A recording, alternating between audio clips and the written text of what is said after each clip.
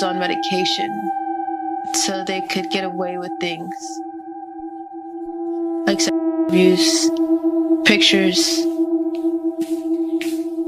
writing fake things in the chart but discussing it over someone's bed. And because they thought you were high and drugged, they didn't think you'd remember. But I wasn't supposed to be on medication. I was given medication, but I wasn't supposed to be on it. There was no reason. Have you ever wondered what it really means to struggle to survive?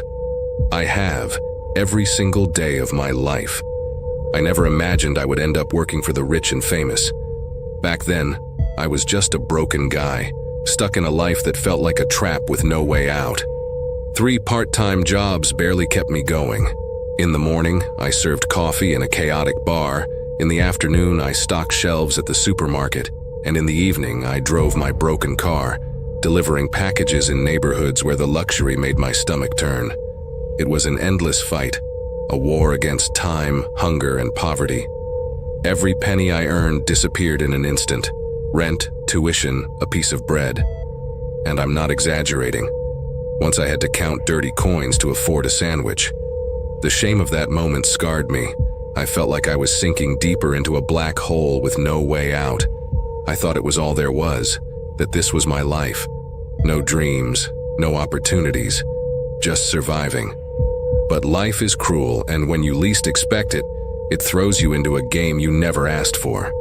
What happened next? I'll warn you, it's not the story you think you know. Imagine this, one small decision, one step, and you're suddenly catapulted into a world you never thought possible. If someone had told me that a simple job ad would lead me to work for people who spend more on one dinner than I earn in a year, I would have thought they were crazy, impossible. And yet reality hits you where you least expect it. It all started with a simple conversation, a casual comment from a friend, an opportunity that seemed too good to be true. A job in an exclusive cleaning service, flexible hours, a hefty salary, clients among the most powerful and influential people in the city. Was it a dream or a trap? But who was I to say no? Desperate people don't ask too many questions. So I applied and found myself in front of a gigantic villa, the kind you see in movies, a world I had only seen on TV. But now I was living it, in flesh and bone. What awaited me inside? A change that would alter everything forever. I was standing at the entrance of the villa, feeling small, almost invisible. The chandelier above sparkled like an artificial galaxy, while the marble floors gleamed so intensely they reflected every move I made. The walls were covered with artwork, pieces that could belong to a museum. I tried not to show how surprised I was. How could I? Everything around me screamed wealth. It wasn't just luxury. It was an exaggeration that suffocated you. It felt like I was in another world, where the rules of everyday life no longer mattered. But that sense of awe didn't last long. Within minutes, the harsh reality of the job hit me like a punch. Despite the beautiful villas, they hid disasters so severe and frightening they seemed impossible to comprehend. The truth hidden behind those gates wasn't just unsettling, it was terrifying. What lay behind the glittering facade wasn't just another villa, but a twisted secret. The rich are messy, but not in the way you think. Imagine a substance spread out on tables, intimate objects hidden in sofas, and things left lying around, as if someone had fled in a hurry. It's not just a little mess, it's something more disturbing. And that's not all. One day I found myself face to face with a live tiger in the house. I wasn't dreaming. It was someone's pet, roaming freely through the hallways, and no one bothered to secure it. Then there was a dead animal in the living room, its body left there after a strange and disturbing ritual. Feathers, mysterious stains, the smell that lingered on me for days. It was a scene I'll never forget. Money doesn't give you class. No matter how rich they are, the truth is that trash is still trash. Behind the golden doors of the rich, there's a dark side no one tells you about. What are they really hiding? The answer will surprise you. Imagine being forced to juggle 3 jobs while desperately trying to keep up with school. Did you think it was possible? Wrong. Not only was it exhausting, but it was also completely unsustainable. By the middle of my second year, I hit the breaking point. The tipping point was inevitable. I dropped out of school. Here's the truth. I thought it was a temporary solution, a small sacrifice, an escape route. But I admit now, I had no idea when or if I would ever return. The harsh reality? I wasn't sure I could afford it. The crushing weight of my debt, the chronic exhaustion that was destroying me. It felt like I was drowning. School, which was supposed to be my salvation, was becoming the anchor pulling me down. Then fear took over. I needed a way to survive. I needed a paycheck that could actually cover my bills. That's when the cleaning jobs became my lifeline. I didn't care what people thought. It was my only way out. Yes, it was a controversial choice, but sometimes you have to do what's necessary, not what's popular. And that decision changed everything. The call came late, and it felt wrong from the start. Tonight we have a special guest, my boss said in a cold voice, a VIP high profile.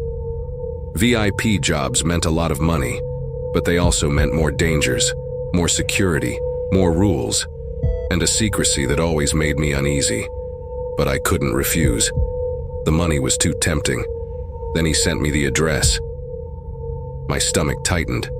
This wasn't just any villa. This was the villa.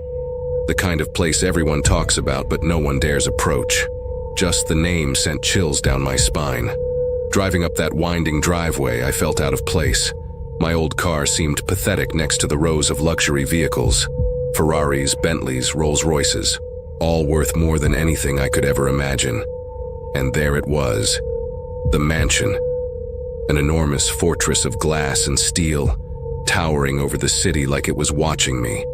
It was dark, imposing, almost alive. What kind of people lived here? What secrets were hidden inside? And most terrifying of all, what awaited me behind those doors? Inside, everything was a mess. Empty bottles, broken cups, and strange stains on the furniture. The air was thick with the smell of spilled alcohol, smoke, and something sweet, too sweet, that I couldn't identify. It was disgusting, but something felt off, as if the place was alive in a way I couldn't explain. My team leader threw me a notebook with a smile. "You have the basement," he said, his voice full of something dark. I had no idea what I was about to face. The basement wasn't just a storage room. It was a twisted underground club. The red lights flickered, casting eerie shadows on the walls. On one side, there was a bar, sticky with spilled drinks and covered in white powder. The floor was littered with broken glass, torn clothes, and crumpled napkins. It was like a nightmare, and I had no idea how deep this rabbit hole went. Then I saw it, a hidden hatch behind the bar. My instinct told me not to touch it, but curiosity, it was stronger. I opened it. What did I find? I wish I hadn't. What I found in the tunnel is indescribable.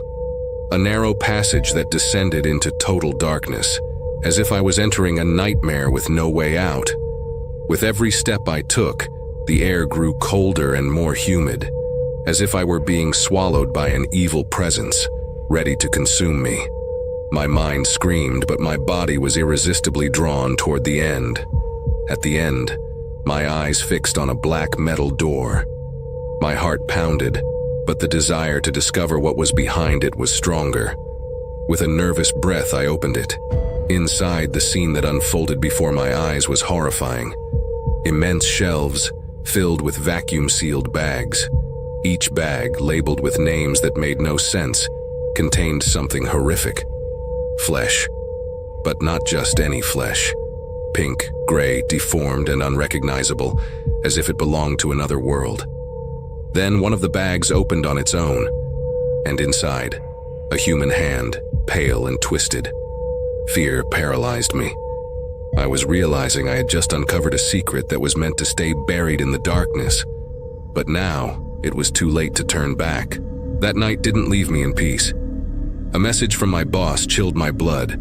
"Don't say anything tonight, trust me." Trust him? But at what cost?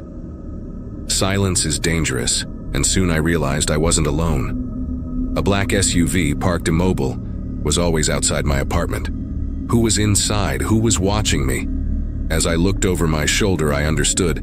They didn't just want me to keep quiet. They wanted to make sure I would disappear. Forever. And so I had a choice. Expose everything and risk everything I had left, or join them, become part of the dark circle that controlled everything. The truth no one wants to hear? The rich aren't just rich. They're involved in things far more sinister than anyone imagines, and I had to decide if I would remain a pawn or fight back. The fight is just beginning. My mind was racing. The constant fear of being watched, followed, and controlled consumed me. The darkness that had enveloped my life in that mansion was no longer a physical thing. It had taken root in my mind. What I had witnessed in the basement, the bizarre secrets I had uncovered, it was impossible to erase from my memory. But if I spoke, if I exposed the truth, would they come for me? Would I become just another casualty in a world I didn't belong in? The whispers of the wealthy, the rumors I had overheard in passing started to make sense. People didn't just live in these mansions. They thrived off the exploitation of others. Not just the poor, but the weak, the lost souls who were desperate to be a part of something they could never fully understand. It wasn't just about money.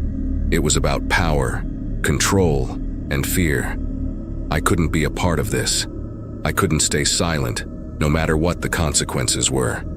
So, I made my decision. I would expose everything, even if it meant risking everything I had left. But I wasn't alone in this fight. One of my colleagues, someone who had worked alongside me for months, approached me one night. Her face was pale, her hands trembling as she handed me a folder. "What you've seen," she whispered, "it's just the beginning. They're involved in something far worse than you could ever imagine. Don't trust anyone, not even me." And with that, she vanished into the night. The night when everything fell apart had come. I no longer had a place to hide. Every step felt like it was crushing me. The tunnel, the basement, the twisted hands were the reality of a system that thrived on secrets. When I reached the villa, the air was heavy. Behind a closed door, a man sat in a black armchair watching me. He knew everything. The truth was, there was no escape. I grabbed a piece of paper from his desk. "Total control is our goal. No one ever knows enough to stop us." It was over. The powerful ones were too far removed to be stopped. I was just a pawn who had learned too much. His smile made me realize that my life would never be the same again. Some secrets are too powerful to be revealed. I paid the price for knowing too much. Now I leave you with one question. If you had the chance to go back, would you ever want to know the truth?